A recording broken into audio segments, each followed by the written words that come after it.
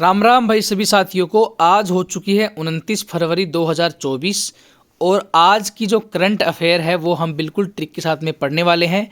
तो उससे पहले आप चैनल पे नए हैं तो प्लीज़ सब्सक्राइब कर लीजिएगा और वीडियो पसंद आए तो लाइक भी कर दीजिएगा। आइए स्टार्ट करते हैं। तो भाई 29 फरवरी की करंट अफेयर पढ़ने से पहले आप सभी के लिए दो छोटी छोटी अपडेट हैं। एक तो अपना द बर्निंग स्टडी का जो टेलीग्राम ग्रुप है इसे आप ज़रूर ज्वाइन कर लीजिएगा। जितनी भी अपडेट होती हैं ये सारी की सारी अपडेट जो है वो मैं इसी टेलीग्राम ग्रुप पे डालता हूँ। चाहे इसमें कोई कोर्ट का ऑर्डर हो, कोई अपकमिंग एग्ज़ाम की इन्फॉर्मेशन हो या फिर कोई भी अपडेट हो, XYZ सारी अपडेट जो है मैं अपने इसी टेलीग्राम ग्रुप के ऊपर डालता हूँ।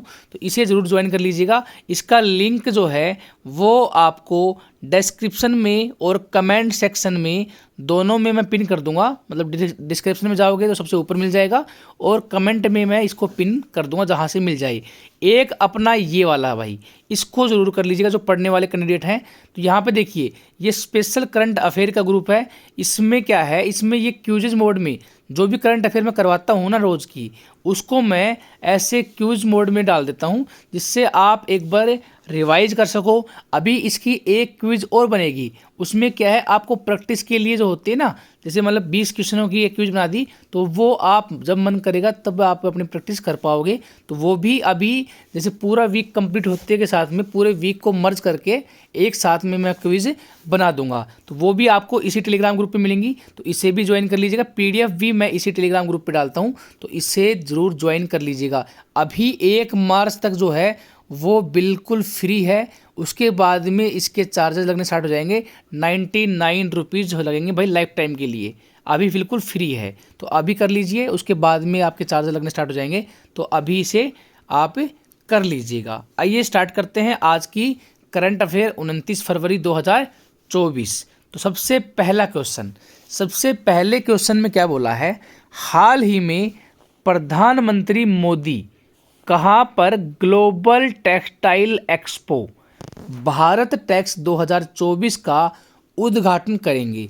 तो यहाँ पर जब ये क्वेश्चन आपके सामने जब एग्जाम में आएगा तो आपका मेन फोकस रहेगा किसके ऊपर, देखो भारत टेक्स 2024 का उद्घाटन। तो ये है भाई, मतलब ये पूछा जा सकता है कि भारत टेक्स 2024 जो है वो कहाँ आयोजित किया या फिर उसका उद्घाटन जो है वो कहाँ हुआ, ये सवाल बनता है। तो यहाँ से एक चीज़ देखिए, ग्लोबल टेक्सटाइल एक्सपो का वर्ड है, इसमें तो मतलब टेक्सटाइल की बात कर रहे हैं हम, लेकिन जो भारत टैक्स 2024 है ना, इस वर्ड को अगर आप पकड़ोगे ना तो अपने भारत में जितना भी टैक्स आता है, ऐसे याद कर लीजिए, जितना भी टैक्स आता है वो कहाँ पर जाता है, तो वो जाता है भाई अपने दिल्ली, जो अपनी राजधानी है न्यू दिल्ली। मतलब जितना भी पूरे भारत का कलेक्शन है, जितना भी टैक्स का कलेक्शन है वो न्यू दिल्ली में आता है।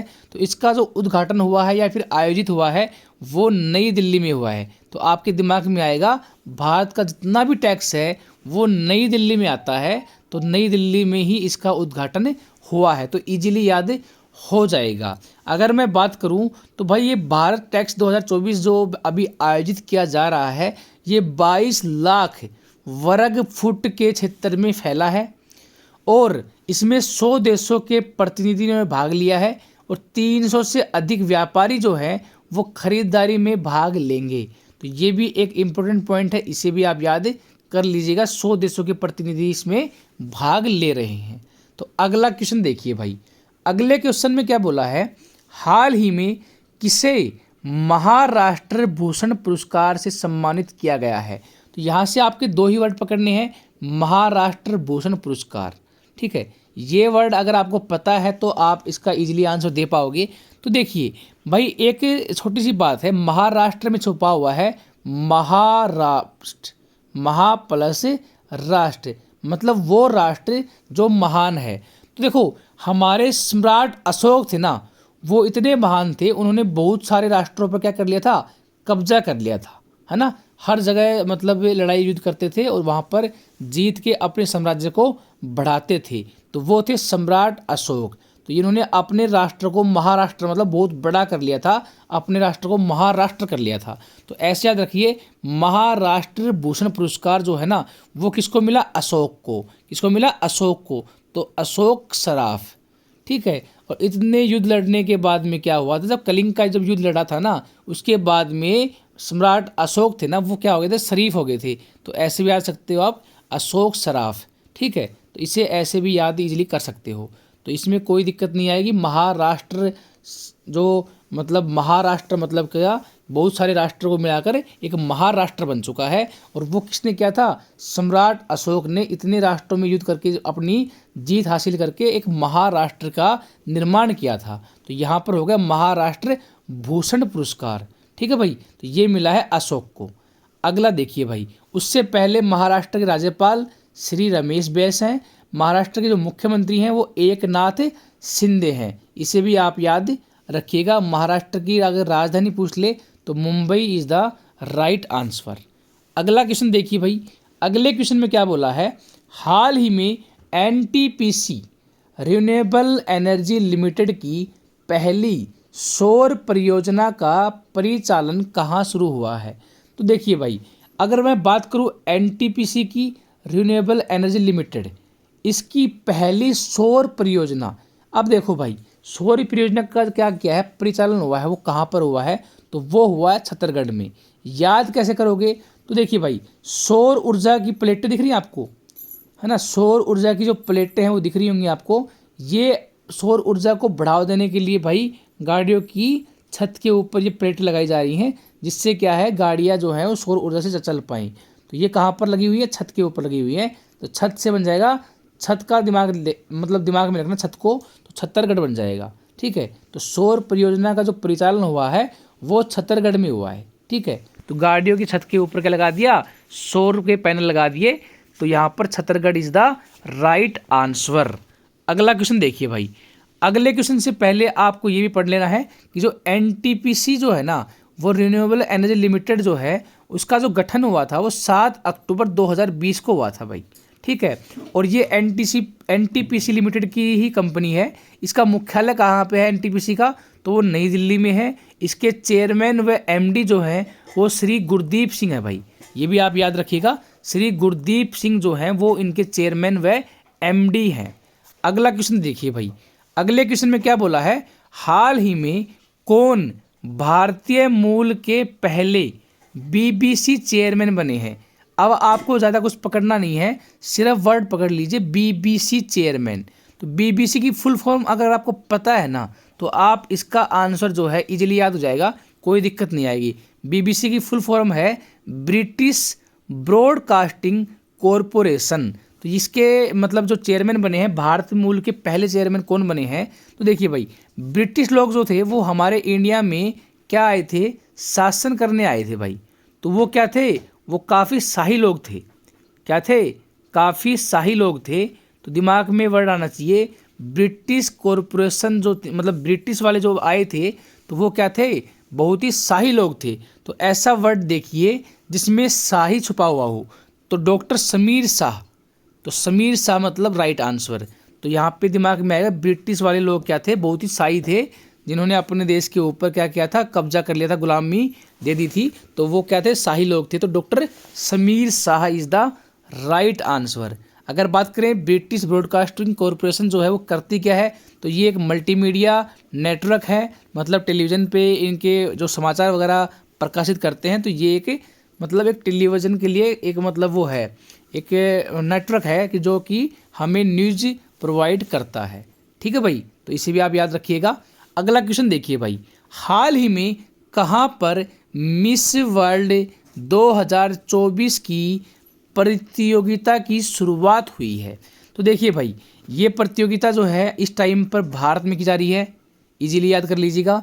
और ऐसे याद रखना कि भाई सबसे देखो, ऐश्वर्या राय को तो सब जानते हैं, है ना, ऐश्वर्या राय को तो सभी जानते हैं। 1994 में इनको क्या है, मिस वर्ल्ड का अवार्ड मिला था।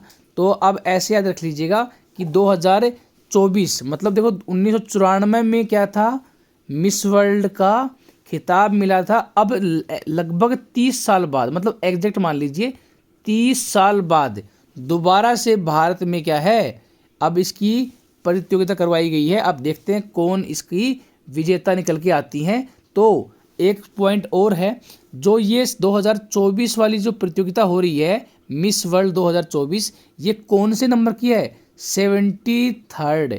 ठीक है, 73rd जो है ये प्रतियोगिता का वो है। और 71वीं जो प्रतियोगिता हुई थी उसमें भी अपनी भारत की ही विजेता थी, जिसका नाम है सिनी सेठी। ठीक है, सिनी सेठी, ये भी आपको याद रखना है। और इसका जो फाइनल होगा वो 9 मार्च को होगा मुंबई के अंदर। ठीक है भाई, तो ये आपको याद रखना है। अगला क्वेश्चन देखिए भाई, अगले क्वेश्चन में क्या बोला है? हाल ही में किस राज्य सरकार ने मुस्लिम मैरिज एंड डिवोर्स एक्ट को ख़त्म किया है? तो भाई यहाँ पे अगर मैं बात करूँ तो देखिए, मुस्लिम मैरिज एवं डिवोर्स एक्ट आप एक देख पा रहे हो, एक फ़ोटो देख पा रहे होगे। इसमें क्या होता था पहले, जो ये मुस्लिम मैरिज एवं डिवोर्स एक्ट था ना भाई, इसमें क्या होता था, छोटे छोटे बच्चों का भी विवाह कर दिया जाता था। क्यों? क्योंकि इसमें जो मेन थे ना, जो विवाह कराने वाले और डिवोर्स करवाने वाले कौन होते थे? वो होते थे काजी। मतलब काजियों के हाथ में थी ये चीज़ें कि भाई काजी ही इसका मतलब शादी करवाएगा और काजी ही क्या है, डिवोर्स करवाएगा। तो क्या किया सरकार ने? ये बहुत गलत था। ठीक है, ये बहुत ही गलत था।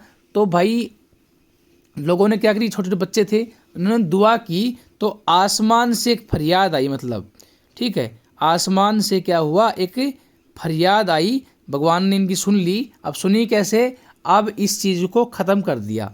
ठीक है, मुस्लिम मैरिज एवं डिवोर्स एक्ट को ख़त्म कर दिया, आसमान से भगवान ने इनकी सुन ली। तो आसमान से दिमाग में आएगा आसाम। ठीक है, तो ये क्या था पहले के, पहले काजियों के हाथ में था सब कुछ कि भाई मैरिज करवानी है, डिवोर्स करवाना है। तो ये कानून जो है ना, ये 1935 से था। और इस कानून में होता क्या था, छोटी उम्र में भी शादियों को मान्यता थी। ठीक है, मान्यता मतलब लीगल थी ये चीज़ें। ठीक है, इसकी जिम्मेदारियाँ जो थी काजियों पे होती थी। लेकिन अब जो है स्पेशल मैरिज एक्ट बना दिया है, उसके तहत ही शादियाँ होंगी और तलाक होंगी। तो ये भी आपको याद करना है, आसमान से इनकी फरियाद सुन ली गई और मुस्लिम मैरिज एवं डिवोर्स एक्ट को ख़त्म कर दिया गया। ठीक है, अगला क्वेश्चन देखिए भाई, अगले क्वेश्चन में क्या बोला है? हाल ही में किसे लता मंगेशकर पुरस्कार मिला है? तो ये हमारी लता मंगेशकर जी हैं। अब इनके क्या है, सुर, इनके भाई सुर क्या थे, बहुत ही अच्छे थे, मतलब बहुत ही सुरीले थे। तो सुर थे ना भाई, तो लता मंगेशकर पुरस्कार किसे मिलेगा? जिसके नाम में क्या छुपा हुआ होगा, सुर। तो सुर का मतलब सुरेश, तो सुरेश वाडकर को ये अवार्ड मिला है। तो ये भी आपको याद रखना है, इजीली याद हो जाएगा। लता मंगेशकर जी के सुर बहुत ही अच्छे थे, सुरीले थे, तो सुर से बन जाएगा सुरेश। तो सुरेश वाडकर को क्या मिला है, ये जो लता मंगेशकर पुरस्कार है वो मिला है। अगर हम बात करें लता मंगेशकर जी, तो 28 सितंबर 1929 को इनका जन्म हुआ था। 6 फरवरी 2022 को इनका निधन हुआ था। और अगर इनका रियल नाम पूछ ले कि भाई इनका रियल नाम क्या है, तो भाई कुमारी लता दीनानाथ मंगेशकर, ये पूरा नाम है भाई। तो ये भी आपको याद रखना है, जिससे आपको कभी डाउट ना रहे। तो आज जो 29 फरवरी थी, इसकी मैंने करंट अफेयर जो है वो आपको करवा दी है। सारे के सारे क्वेश्चन मैंने ट्रिक के साथ में करवा दिए हैं, जिससे आपको एक बार में ही इमेज बन जाएगी दिमाग में। आपको बार बार पढ़ने की ज़रूरत, एक दिमाग के ऊपर प्रेशर डालने की जरूरत नहीं पड़ेगी। इजीली चीज़ें आपको याद हो जाएंगी, और एक बार याद हो गई ना तो उसके बाद में आप भूलोगे भी नहीं। ठीक है, तो ये करवा दी है। अब साथ में जो ये दोनों ग्रुप है, एक तो देखो मैं डिस्क्रिप्शन में लिंक डाल दूंगा वैसे तो, लेकिन मान लीजिए किसी वजह से आपका ज्वाइन नहीं हो पाता है, तो आप टेलीग्राम पे जाना और टेलीग्राम के ऊपर आप सर्च कर लेना द बर्निंग स्टडी। तो ये अपना मेन ग्रुप है, इसमें सारी अपडेट मिलती हैं आपको। तो ये तो आप ज्वाइन कर ही लीजिएगा। और स्पेशल जो करंट अफेयर वाला जो ग्रुप है, उसका लिंक जो है ना, मैं इस ग्रुप में ऑलरेडी मैं डाल देता हूँ रोज़, तो वो भी आप वहाँ से ज्वाइन कर पाओगे। ठीक है, ये कर लोगे तो वो अपने आप ही हो जाएगा, क्योंकि वहाँ पर लिंक आपको मिल जाएगी। बाकी ये वीडियो पसंद आई हो तो लाइक और शेयर कर दीजिएगा। Thank you so much. मिलते हैं कल की क्लास में। Bye, take care.